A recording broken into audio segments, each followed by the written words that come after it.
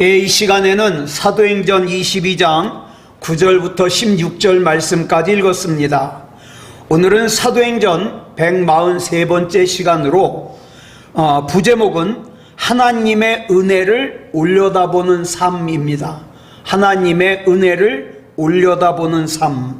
자, 먼저 본문 9절 말씀 우리 다시 한번 보겠습니다. 시작. 나와 함께 있는 사람들이 빛은 보면서도 나에게 말씀하시는 이의 소리는 듣지 못하더라. 자, 다메섹으로 가던 길에 그 중동 지방의 낮 12시보다 더 밝은 큰 빛을 본 바울은 그 자리에서 고꾸라졌습니다. 그랬을 때 이 바울에게 주님의 음성이 들렸는데 뭐라 그러시냐? 사울아, 사울아, 네가 왜 나를 박해하느냐? 이렇게 말씀하시는 거예요. 자, 여기서 사울은 바울의 옛날 이름이죠.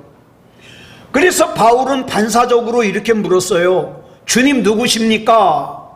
그랬더니 주님이 말씀하시기를 나는 네가 박해하는 나사렛 예수라, 이렇게 대답했어요. 여러분, 그 현장에 바울 혼자만 있는 게 아니잖아요.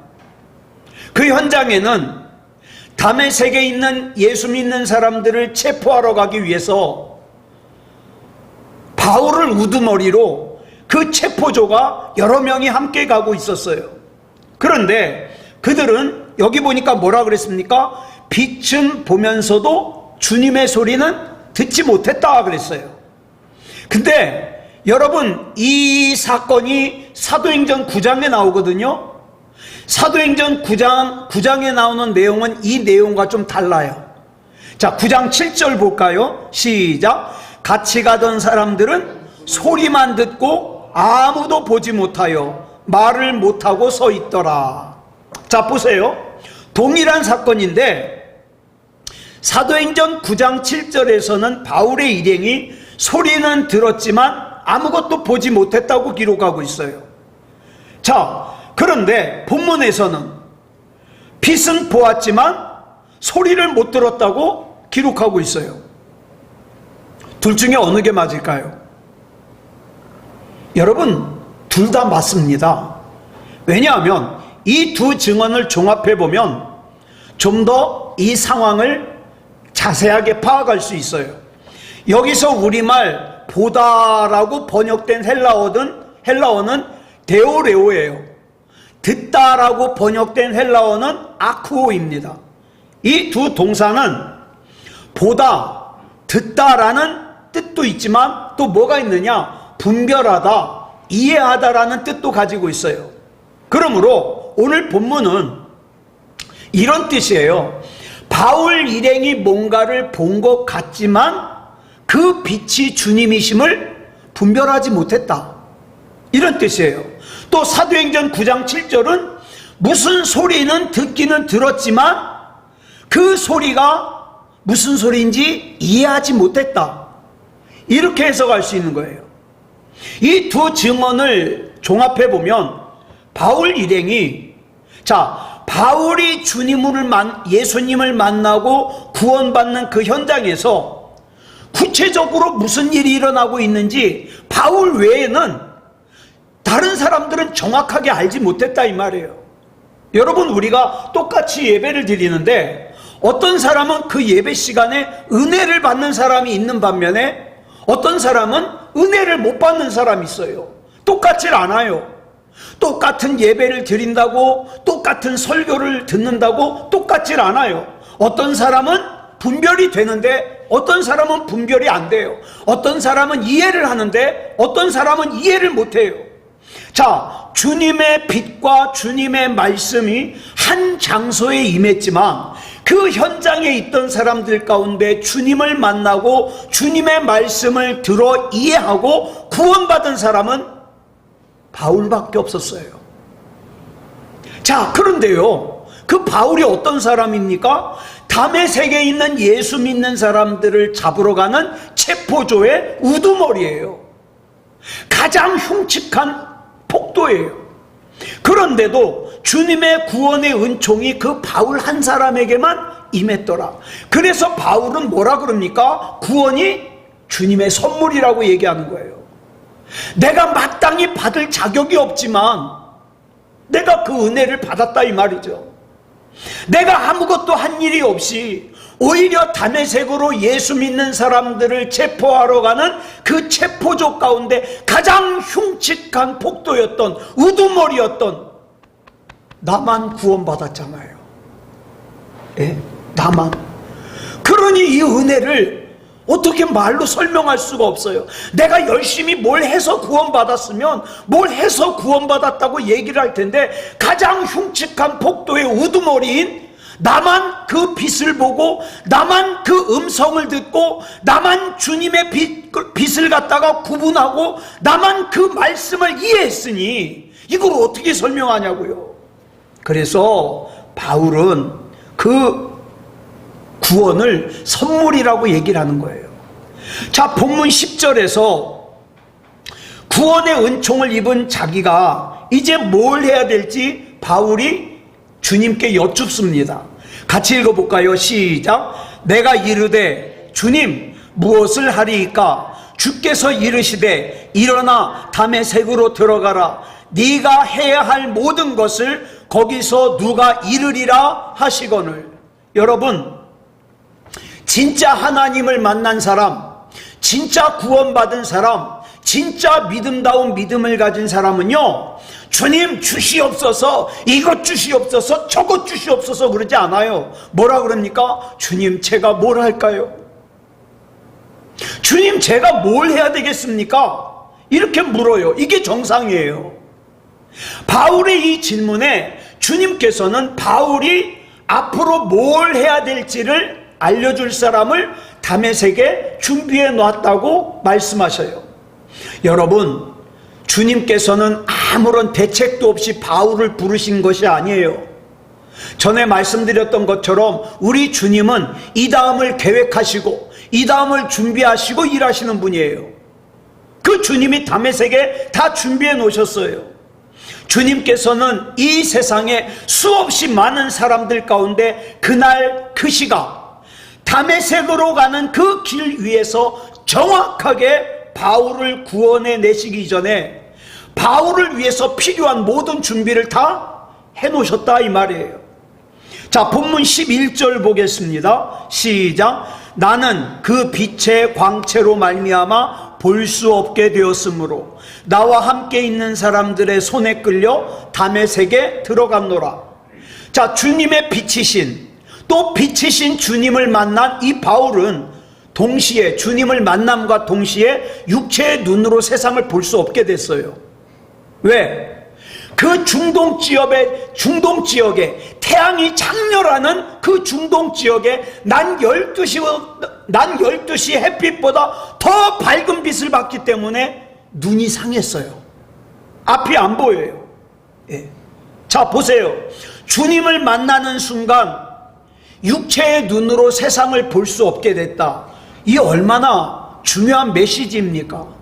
내가 주님을 바라보는 순간 내가 이 세상에서 주님보다 더 중요하게 여기던 것들을 어떻게 합니까? 다 내려놓게 돼 있어요. 그래서 바울은 어떻게 했습니까? 배설물같이 여겼다 그랬잖아요. 예.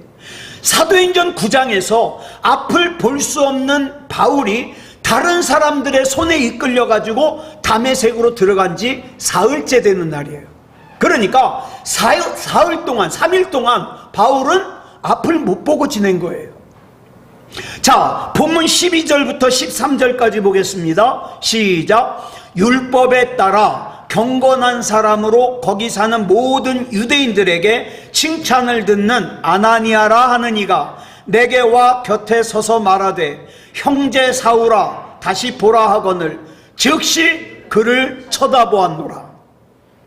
자, 바울이 주님을 만나기도 전에 주님께서 바울을 위해서 다메섹에 예비해 두신 사람은 그곳에 사는 유대인들로부터 칭찬을 듣는 아주 경건한 아나니아라고 하는 사람이었어요.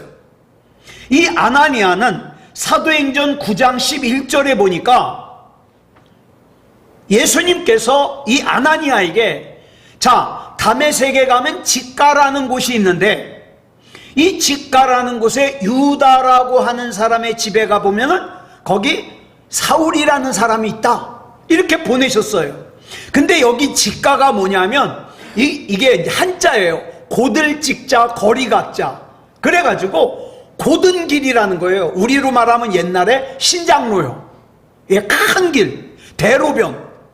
이 대로가 그 다메섹 동에서 서로 뻥 뚫려 있는데 그 큰 길 양 옆으로는요 상가가 쭉 있어요. 상가가. 그러니까 굉장히 번화가죠. 자, 그러면서 이 직가, 이 도로 양쪽으로는 사람들이 다니는 인도가 있습니다. 그리고 상가가 있어요. 자, 예수님의 보내심을 받아 바울을 찾아온 아나니아가 바울 곁에 서서 이렇게 말하죠. 형제 사울아, 다시 보라. 형제 사울아, 다시 보라. 그래가지고 그 말을 듣는 순간 바울이 어떻게 했습니까? 즉시 아나니아를 쳐다봤습니다. 여러분, 이창원 목사가 이 앞에서 예수님 바라보자 그러면 빨리 바라봐야 돼요. 예? 주님 바라봅시다. 주님이 아니면 안 됩니다. 그럼 빨리 바라봐야 돼요. 사도행전 9장은 이 당시의 상황을 좀 더 자세하게 기록하고 있거든요. 자, 사도행전 9장 17절 보겠습니다. 시작. 아나니아가 떠나 그 집에 들어가서 그에게 안수하여 이르되, 형제 사울아, 주 곧 네가 오는 길에서 나타나셨던 예수께서 나를 보내어 너로 다시 보게 하시고 성령으로 충만하게 하신다 하니. 자, 예수님의 보내심을 받아 바울을 찾아온 아나니아는 바울에게 안수했습니다. 안수가 뭐예요? 머리 위에 손을 얹고 기도하는 거죠. 지금 앞을 볼 수 없는 바울은 의자에 앉아 있습니다. 그리고 바울을 찾아온 아나니아는 그 옆에 서 있습니다. 선체로 그 의자에 앉아있는 바울을 내려다보면서 그 머리 위에 손을 얹은 거예요. 그리고 뭐라 그럽니까? 바울에게 네가 이곳에 오다가 만난 그 예수님이 나를 보냈다. 그래가지고 바울 너로 하여금 앞을 다시 보게 하고 성령으로 충만하게 하신다. 이렇게 전달했죠. 그래서 주님께서 이 아나니아를 통해서 바울을 성령 충만하게 해주신 거예요. 여기서 바울의 성령 충만은, 여러분, 우리는 성령 충만하면 뭐 생각합니까? 대번에 막 방언을 갖다가 와다다다다 하는 걸 생각하죠. 막 요란하게 막 뒹굴르면서 뒤로 넘어가는 걸 생각하죠. 그런데 아나니아는 본문 13절을 통해서 바울에게 뭐라 그럽니까? 다시 보라 명령했고 동시에 바울이 아나니아를 쳐다봤어요. 자, 바울의 성령 충만한 행동은 무엇을 통해서 구체적으로 나타났냐? 쳐다보는 행동을 통해서 나타났어요. 쳐다보는 거예요. 여러분, 믿음이 뭡니까? 쳐다보는 거예요. 우리 주님 쳐다보는 거예요. 여러분, 우리가 쳐다보다 그러는데 이게요, 치여다보다라는 말의 준말이에요. 치여다보다. 그러면 치여다보다는 무슨 뜻이냐? 얼굴을 들어서 올려다본다는 뜻이에요. 얼굴을 들어서 올려다본다. 여러분, 바울은 3일 동안 앞을 못 보고 있었어요. 그런데 사흘 만에 시력을 회복해가지고 제일 먼저 한 일이 뭐예요? 고개를 들어 자기를 내려다보고 있는 아나니아를 쳐다보는 거예요. 자, 바울에게 있어서 아나니아의 얼굴은 그냥 인간 아나니아의 얼굴이 아니에요. 여러분, 이 아나니아라는 이름이요, 히브리어로는 하나냐인데 이 하나냐를 헬라어 발음으로 한 게 아나니아예요. 그러면 하나냐가 무슨 뜻이냐? 여호와께서는 은혜로우시다. 여호와께서 은혜를 베푸시다라는 뜻이에요. 자, 3일 동안 앞을 못 보고 있던 바울이, 자, 지금 아나니아의 안수 기도를 통하여 눈을 뜨고 첫 번째로 한 게 뭐냐? 눈을 들어 아나니아를 쳐다보는 건데, 이거는 인간 아나니아를 바라보는 게 아니라 어떻게 해요? 아나니아를 통하여 자기를 바라보고 계시는 주님을 바라보는 거예요. 주님을. 자기를 바라보고 있는 주님의 눈이 마주친 거죠.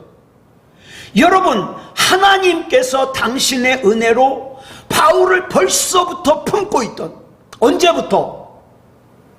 바울이 예수 믿는 사람들을 갖다가 박해하고 다닐 때부터 우리 주님께서는 바울을 품고 계셨어요. 그걸 확인한 거죠. 이것이 바로 주님을 만난 바울의 성령 충만함이었어요. 여러분, 착각하면 안 돼요. 성령 충만함이 무슨 방언만 하고 막 요란법석하고 그런 게 아니라, 진짜 성령 충만한 사람은 뭡니까? 주님을 바라봅니다. 주님을 바라봐요. 물론 방언할 수 있어요. 요란하게 나타날 수 있어요. 그거 다 가짜라는 뜻이 아니에요. 나타날 수 있지만 성령 충만함의 진짜 현상은 뭐냐? 하나님의 은혜를 마주하는 거예요. 그러니까 하나님의 은혜를 마주하고 나니까 내가 얼마나 추해요. 그래서 하나님 앞에 회개하게 되고, 그죠? 뒹구르는 거예요. 이 일이 있고 난 이후에 바울은 남은 인생을 언제나 주님 안에서 얼굴을 들어 주님의 은혜를, 하나님의 은혜를 올려다보는 인생을 살았어요. 사랑하는 여러분, 너무 이 세상만 바라보고 살지 말자고요. 물론 저와 여러분 이 세상을 사니까 돈도 벌어야 되죠. 세상 사람도 만나야 되죠. 물론 그래요. 그렇지만 우리 중심의 눈은 늘 누구를 바라보자고요? 주님 바라보자고요. 주님 바라보자고요. 그래서 바울이 고린도후서 4장 8절로 12절에서 이렇게 주님을 바라보고 난 이후에 일어난 일들을 기록하고 있습니다.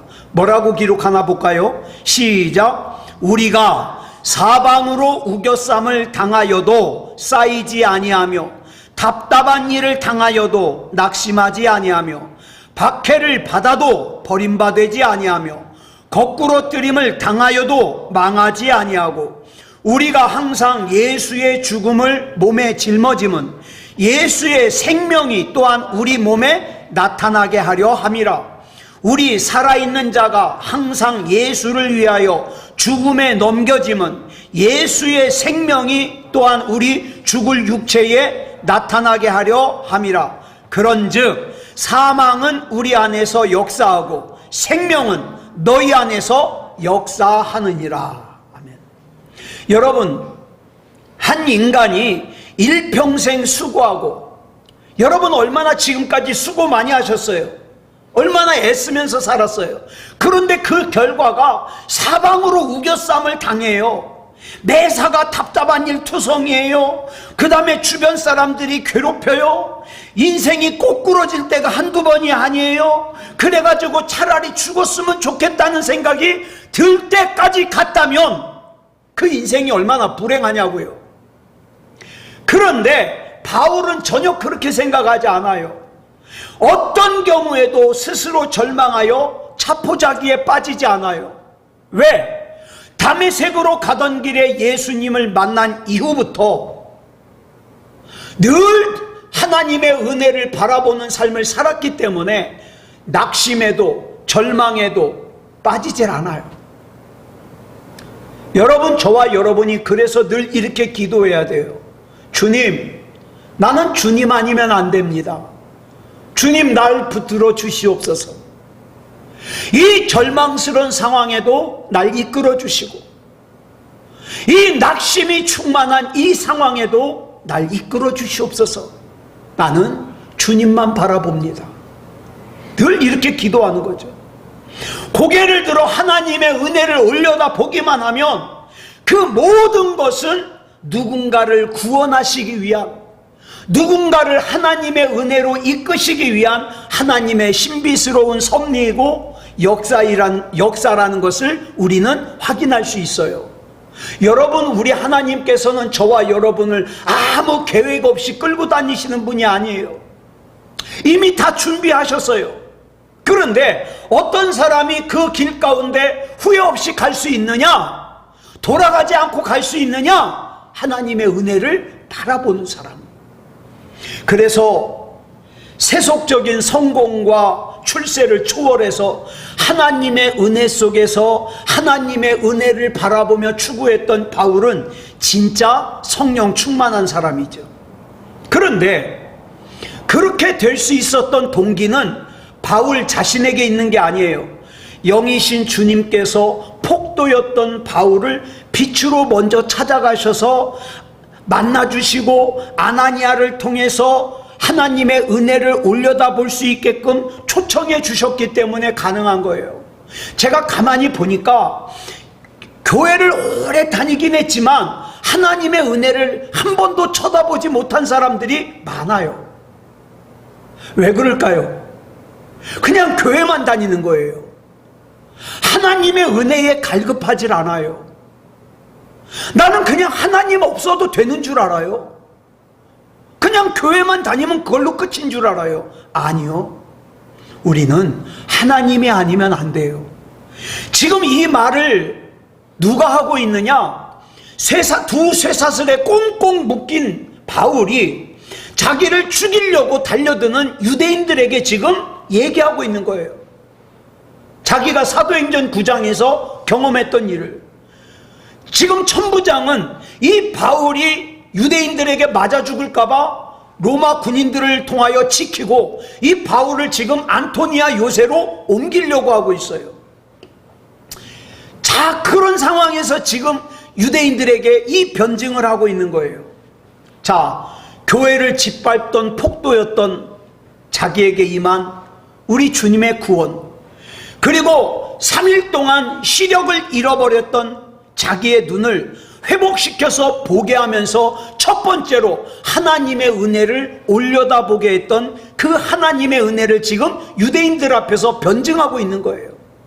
내가 증거하는 예수 그리스도가 바로 그분이라는 거죠. 네. 자, 이 사도 바울의 변증은 본문 14절에서 이렇게 이어지고 있어요. 시작. 그가 또 이르되 우리 조상들의 하나님이 너를 택하여 너로 하여금 자기 뜻을 알게 하시며 그 의인을 보게 하시고 그 입에서 나오는 음성을 듣게 하셨으니. 여기서 말하는 그는 누구냐면 바울의 시력을 회복시켜주는 도구로 쓰임받은 아나니아예요. 그가 다메섹으로 가는 길에 바울에게 임한 구원의 의미를 지금 바울에게 설명해 주고 있는 거죠. 우리 조상들의 하나님이 너를 택하여, 뭐하러 가는 너를 택하여, 다메섹으로 예수 믿는 사람들을 붙잡으러 가는 너를 택하여 너로 하여금 자기의 뜻을, 하나님의 뜻을 알게 하셔서 그 의인을 보게 하시고, 여기서 말하는 의인이 누구냐? 예수님이에요. 예수님을 만나게 하시고 그 예수님의 입에서 나오는 음성을 듣게 하셨다, 이 말이에요. 여기서 아나니아가 지금 말하고 있는 이 말의 주어는 누구냐? 우리 조상들의 하나님이에요. 아나니아가 바울에게 일러준 하나님은 그동안 바울이 잘못 알아온, 그 다음에 지금 바울을 죽이려고 달려드는 저 유대인들이 잘못 알고 있는 그 하나님이에요. 지금 그 유대인들은 하나님을 잘못 알고 있어요. 그래서 자기들만 선택을 받았다는 잘못된 선민의식에 사로잡혀 있어요. 그래서 이 유대인들은 하나님을 누구로 만들어버렸습니까? 우상으로 만들어버렸어요. 이방인에게는 전할 수 없는 우상으로 만들어버렸어요.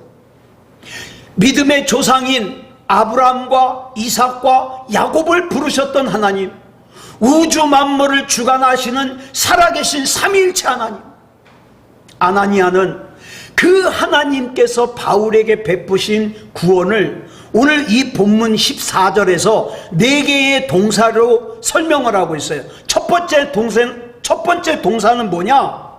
너를 택하다, 택하여. 바울이 하나님을 택한 거 아니에요.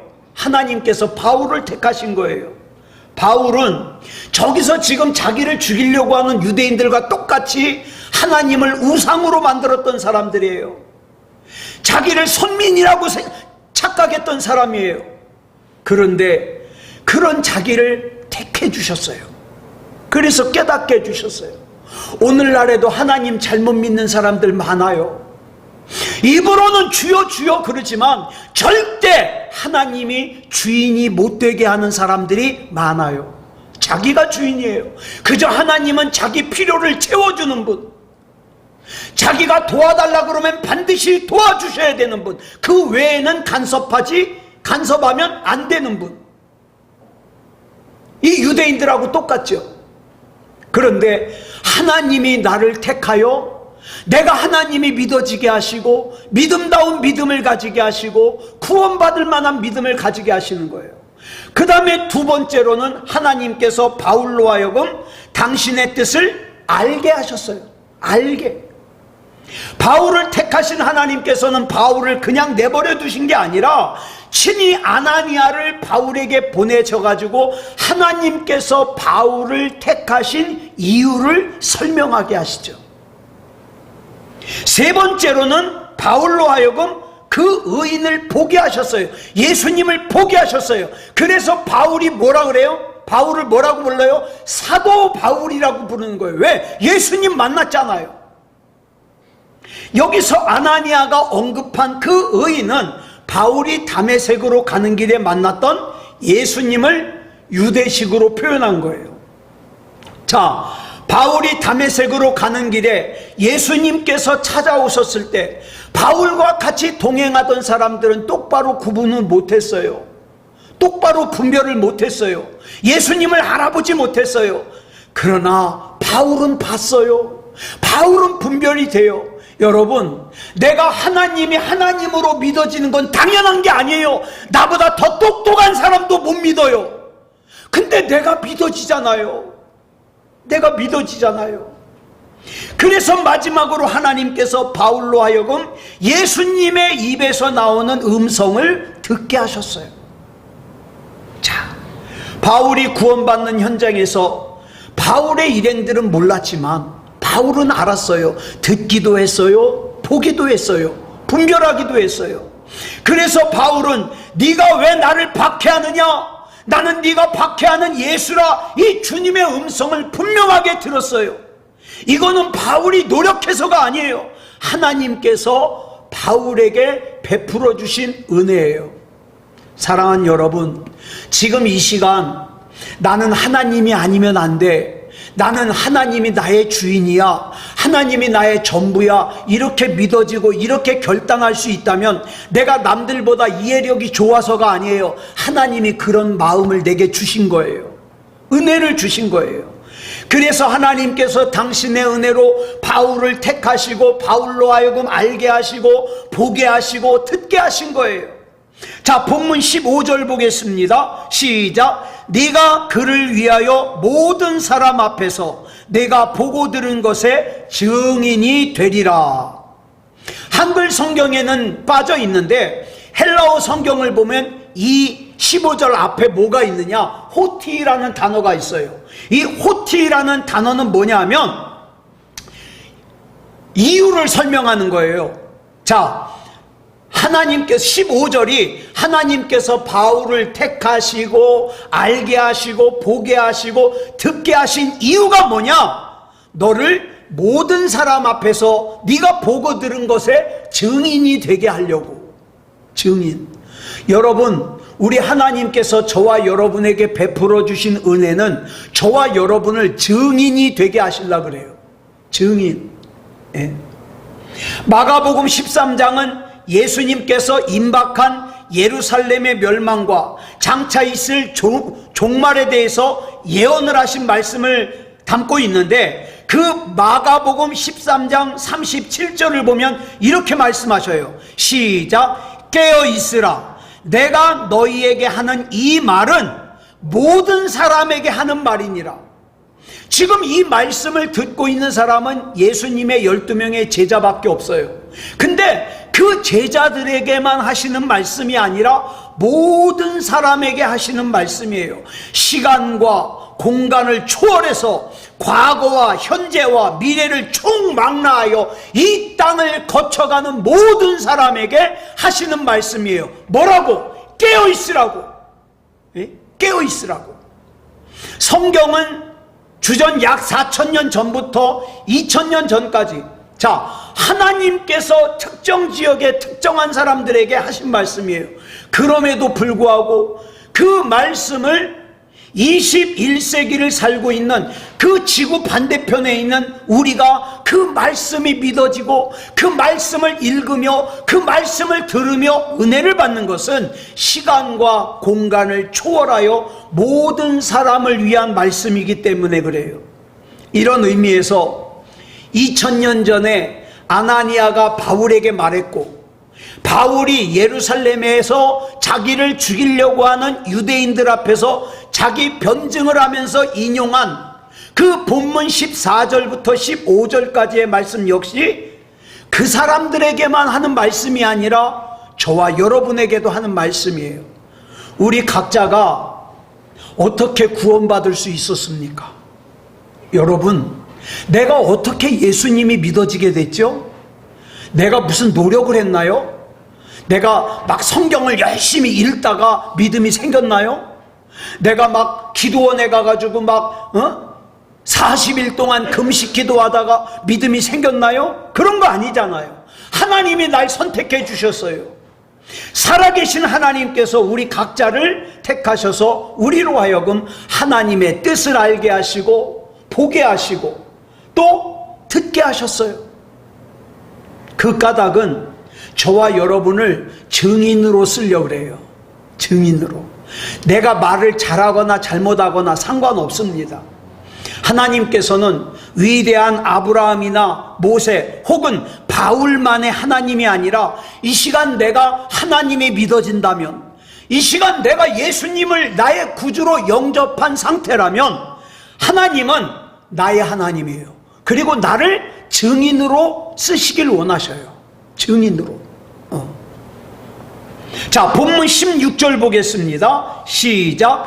이제는 왜 주저하느냐? 일어나 주의 이름을 불러 세례를 받고 너의 죄를 씻으라 하더라. 하나님의 증인으로 부르심을 받은 바울에게 이제 남은 것은 주님의 이름으로 죄 씻음을 받고 세례를 받는 거예요. 여러분 다 세례 받으셨잖아요. 여러분 세례가 얼마나 중요한지 아세요? 내가 나이가 찼으니까 받는 게 세례가 아니에요. 세례가 뭐냐? 로마서에서 바울이 기록한 바에 의하면 내가 이전에 세상에 속한 육신의 나를 죽이고 내가 지금 나를 구원하신 주님과 연합하는 게 세례예요. 예? 연합하는 것이.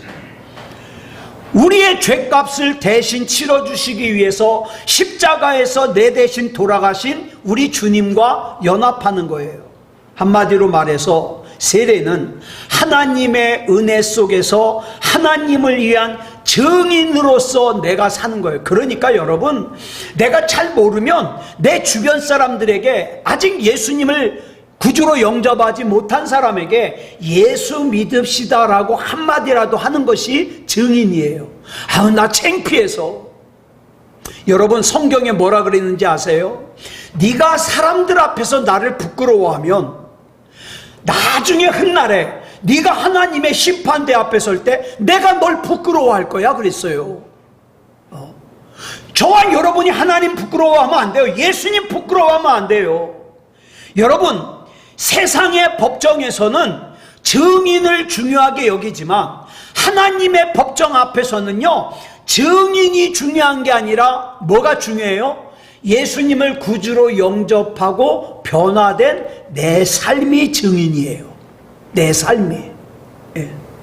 그래서 바울은 이후로 참수형을 당해 순교할 때까지 주님 안에서 그 새로워진 그 믿음의 삶을 살았다 이 말이에요. 예. 만약에 바울이 말로만 증언하려 했다면 그의 말이 하나님의 말씀으로 기록되기는커녕 2000년 전에 허공으로 다 흩어졌을 거예요. 사랑하는 여러분, 저와 여러분이 예수님을 구주로 믿으시죠? 그러면 말로만 하지 말고 저와 여러분의 삶으로 그걸 증명해야 돼요. 내가 예수님을 구주로 영접한 사람이라는 걸 내 삶으로 증명하는, 이창원 목사에게 증명하라는 말이 아니고 누구에게? 하나님 앞에. 하나님, 제가 부족하지만 제가 예수님을 구주로 영접하여 제 말이 이렇게 바뀌었습니다. 제 행동이 이렇게 바뀌었습니다. 제 삶이 이렇게 바뀌었습니다. 저 말 잘 못하지만 다른 사람에게 예수 믿으라고 증인이 됩니다. 이렇게 삶으로 바뀐다 이 말이에요. 그랬을 때 그 삶을 보고 저와 여러분이 하나님의 사람이라는 걸 인정해 주신다 이 말이죠. 아무쪼록 우리 주님 안에서 믿음다운 믿음으로 사는 저와 여러분이기를 그리스도 예수님의 이름으로 축복합니다. 기도하겠습니다. 사랑의 아버지 하나님, 감사합니다. 오늘 이 시간에 다메섹으로 예수 믿는 사람들을 붙잡으러 가던 바울의 일행이, 바울은 큰 빛을 보고 예수님의 음성을 들었지만 그 옆에 있는 사람들은 제대로 보지 못하고 제대로 듣지 못했습니다. 하나님, 우리가 무엇이간데 하나님이 믿어지게 하시고 예수님을 구주로 영접하게 하시고 구원받게 하셨습니까? 그 은혜 너무너무 감사합니다. 이제는 구원받은 사람으로서 합당한 증인의 삶을 살게 해 주시옵소서. 사랑하는 내 가족들부터 해서 사랑하는 내 주변 사람들에게 우리 주님 살아계신 하나님이시라는 거 증언하게 하시고 같이 예수 믿고 같이 구원받고 같이 천국 갈 수 있도록 증언할 수 있도록 인도해 주시옵소서. 사랑의 아버지 하나님, 우리가 하는 말이, 우리가 하는 행동이 구원받은 사람답게 인도하여 주시옵소서. 우리 주님께서 붙잡아 주시고 인도해 주실 줄 믿사오며 그리스도 예수님의 이름으로 감사하며 기도드렸사옵나이다. 아멘.